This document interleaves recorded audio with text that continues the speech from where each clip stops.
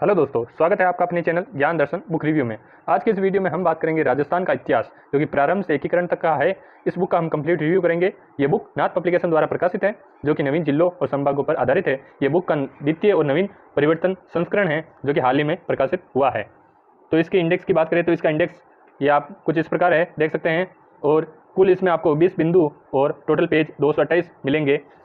अब बात करें इसके हिस्ट्री, जो पहला बिंदु है हिस्ट्री के स्रोत, तो आप देख सकते हैं इसमें आपको सर्वप्रथम शिलालेख से इसकी शुरुआत होती है। और शिलालेख आपको इसमें 50 से अधिक शिलालेख मिलेंगे, जो कि पूर्ण विस्तृत व्याख्या सहित है। उसके अलावा कुछ अन्य महत्वपूर्ण शिलालेख भी इसमें मिलेंगे। उनके अलावा आपको फारसी अभिलेख मिलेंगे, और उनके अलावा इतिहास के रूप में जो कुछ दान पत्र है, ताम्रपत्र हैं, सिक्के हैं, अलग अलग रियासतों के जो सिक्के उत्खनन में मिले हैं वो, और रियासतों द्वारा प्रचलित सिक्के, और अन्य कुछ साहित्यिक स्रोत जैसे राष्ट्र साहित्य, कुछ पुस्तकें, ये सब मिला के आपको प्रथम बिंदु इसमें लगभग 26 पेजों में कवर किया गया है। अब बात करें दूसरे बिंदु राजस्थान की सभ्यताएं, तो सभ्यताएं भी आपको विस्तृत रूप में देखने को मिलेगी।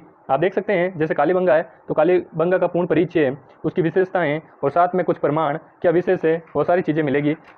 अब बात करें क्या हिस्ट्री को भी नवीन जिलों और संभागों के अकॉर्डिंग पढ़ाया गया है, तो हाँ, आप देख सकते हैं स्पष्ट रूप से। जैसे पहले बेराट जयपुर की सीमा में आता था, लेकिन अब जो कि कोटपुतली बहरोड नवीन जिला बना है, तो उसके अकॉर्डिंग इसको पढ़ाया गया है। इसी प्रकार आपको ओजियाना ब्यावर वाला भी बिंदु मिलेगा।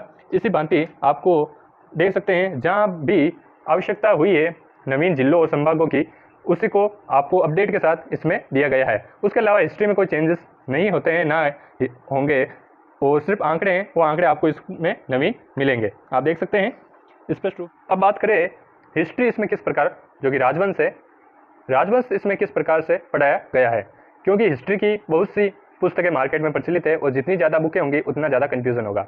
तो कुछ में राजवंश अधिक पढ़ाया जाता है, तो कुछ में कम पढ़ाया जाता है। किसी में अन्य टॉपिक को विस्तृत रूप में व्याख्या दी जाती है, तो किसी की अन्य बिंदु के रूप में व्याख्या दी जाती है। लेकिन इस बुक में आपको ऐसा नहीं मिलेगा, प्रत्येक बिंदु की विस्तृत व्याख्या मिलेगी। साथ में इसकी लैंग्वेज है जो किताबी लैंग्वेज है, जो कि बोर्ड जैसे माध्यमिक शिक्षा बोर्ड, जो हिंदी ग्रंथ अकादमी की पुस्तकें हैं, या अन्य किसी विशेष लेखकों द्वारा, जैसे गोपीनाथ शर्मा और भी जो लेखक हैं, राइटर हैं, उनकी जो बुकों में लैंग्वेज होती है, उसी प्रकार इसकी भी लैंग्वेज उसी भांति है। तो अब बात करें इसकी हिस्ट्री, तो हिस्ट्री को इसमें आप देख सकते हैं कितनी विस्तृत तरीके से बताया गया है।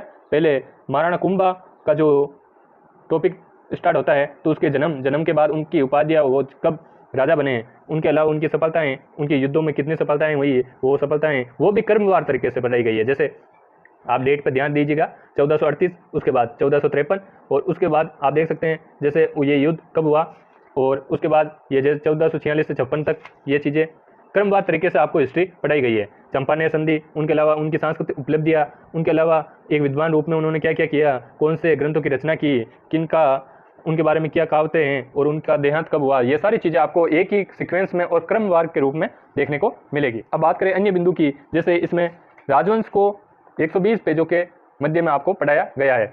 उसके अलावा अन्य राजवंश अलग से दिए गए हैं, जो कि छोटे मोटे राज्य हैं, जैसे टोंक मुस्लिम राज्य है। ये बहुत सी कम पुस्तकों में ये टोंक का विवरण दिया जाता है, इसमें दिया गया है। उसके अलावा ये एक विशेष बिंदु उप बिंदु के रूप में पढ़ाया गया है, सांबत प्रथा और मध्यकालीन प्रशासन। हिस्ट्री में ये सारी चीज़ें कवर हो जाती है। उसके अलावा बावजूद ये आपको अलग बिंदु के रूप में इसमें पढ़ाया गया है कि उनके जो शब्दावली थी वो क्या था, पत्र लेखन, वाद विचार, कौन से दरबार में कौन से राजा का पुत्र मुगल दरबार में उपस्थित हुआ था, ये सारी चीज़ें आपको देखने को मिलेंगी। कुछ शब्दावलियाँ भी मिलेगी। प्रशासन, गांव का प्रशासन, केंद्रीय प्रशासन, न्याय व्यवस्था क्या थी, सैन्य व्यवस्था का क्या कर्म था, ये सारी चीज़ें जो मध्यकालीन मुगल काल के समकालीन थी, वो अलग से आपको इसमें मिलेगी। जैसे क्या किस प्रकार के करते करो की क्या शब्दावलियाँ थी। उसके अलावा ये और बिंदु मराठों का प्रवेश राजस्थान में, इसको भी अलग से पृथक बिंदु के रूप में आपको पढ़ाया गया है। इस बिंदु में आपको मराठा का जितना भी राजस्थान की हिस्ट्री में रोल है, वो सारा चीज़ आपको इसमें देखने को मिल जाएगी। फिर 1857 की क्रांति और किसान आंदोलन, ये इसमें देख सकते हैं। जैसे ये बिजोलिया किसान आंदोलन है, उसको भी आप क्रमवार तरीके से 1903, 1905, 1913, 14, 1916, 1917, ये 1919, ये सारी चीज़ें आप इसमें स्पष्ट रूप से देख सकते हैं कि हिस्ट्री को इसमें क्रमवार तरीके से पढ़ाया गया है। उसके अलावा ये और अलग पृथक बिंदु, अंग्रेजों का राजस्थान में प्रवेश और प्रभाव क्या क्या थे, उनके समय पिंडारियों का आतंक किस प्रकार था, ईस्ट इंडिया कंपनी ने अपना नीति परिवर्तन किस प्रकार किया, वो संधियाँ जितनी भी की वो उनकी तारीख समेत इसमें दी गई है। आप देख सकते हैं विस्तृत तरीके से इसमें पढ़ाया गया है। प्रजामंडल को भी आप देख सकते हैं किस प्रकार इसमें समझाया गया है। फिर एकीकरण, इसमें संपूर्ण एकीकरण आपको मिलेगा। आप देख सकते हैं पूरा एकीकरण आपको विस्तृत तरीके से मिलेगा। उसके बाद अंतिम बिंदु राजस्थान के प्रमुख व्यक्तित्व, इस प्रकार से ये और इनके द्वारा ये ऑथेंटिक आंकड़े इस बुक को लेखन इन बुकों में से किया गया है। तो ये मानक पुस्तकें हैं। इसकी प्राइस की बात करें तो ये फिक्स प्राइस है 180 इसकी रखी गई है। ये 180 रुपये में आपको मिल जाएगी। और यदि आप इसे ऑनलाइन लेना चाहते हैं तो ये नाथ पब्लिकेशन ऐप में बुक आइकन में जाकर आप इसे ऑनलाइन ऑर्डर भी कर सकते हैं। साथ में ये राजस्थान के प्रत्येक और आपके शहर के नज़दीकी बुक स्टोर पर आसानी से मिल जाएगी। यदि ये वीडियो आप नागौर जिले या मेट्रो सिटी के आसपास के क्षेत्रों से देख रहे हैं तो ये बुक आपको मेट्रो सिटी के सिटी बुक स्टोर पर आसानी से उपलब्ध हो जाएगी। तो कैसा लगा आज का ये वीडियो? अच्छा लगा तो इसे लाइक शेयर, आगे भी चैनल से जुड़े रहिएगा। मिलते हैं जल्दी अन्य किसी महत्वपूर्ण बुक के साथ। धन्यवाद।